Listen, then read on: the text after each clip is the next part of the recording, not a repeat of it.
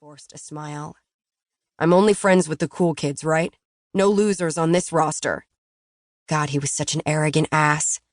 Which also means... He grabbed me by the shoulders and turned me toward the field. I can't win this game unless you cheer really loud for me, boo. I groaned out loud. Never say that again. Ever. Boo. He burst out laughing. I think I just lost a brain cell. Not to mention all of my respect. Well, we had a good run. He gripped my hand in his as we walked back to where the game was about to start. Cheer loud, cheer girl. Don't rip anyone's head off, you dumb football player.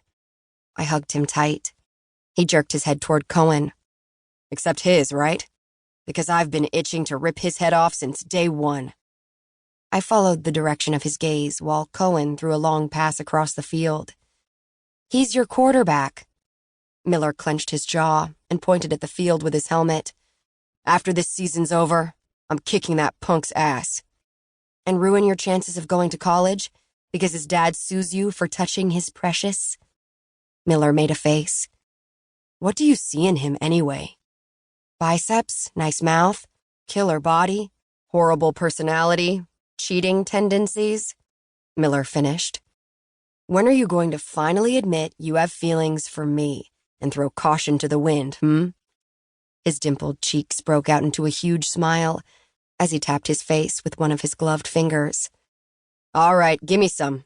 Platonic, strictly for good luck. I tugged his head down, ready to brush a kiss across his cheek, before he turned his mouth and crushed his lips against mine. I sucked in a breath, breathing him in. He broke off the kiss and shrugged. Whoops. He winked over my head at what I was sure was my furious boyfriend. He hates it when you do that. I slapped a hand across Miller's chest. Perks of being your best friend. That mouth. He turned and started running away while yelling back at me. It's always been mine. I'm just waiting for you to leave the dark side. Ignoring what he said like I always did, I called after him. Have a good game. Go, Knights, go. He pumped his fist into the air and then gave me one last cocky grin before pulling his helmet on.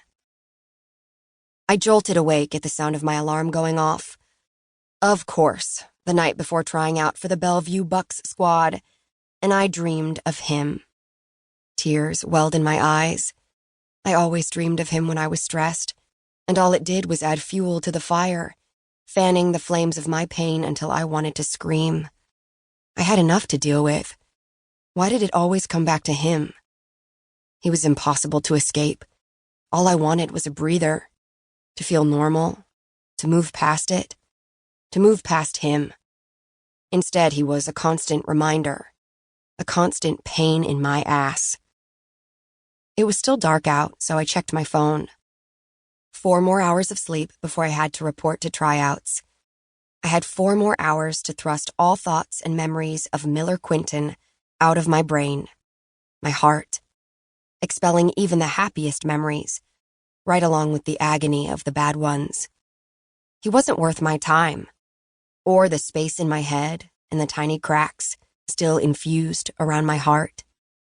He may as well be dead, just like our friendship was, the minute he promised he'd never make me cry, and then walked out of my life forever. Chapter 1. Present day. Emerson.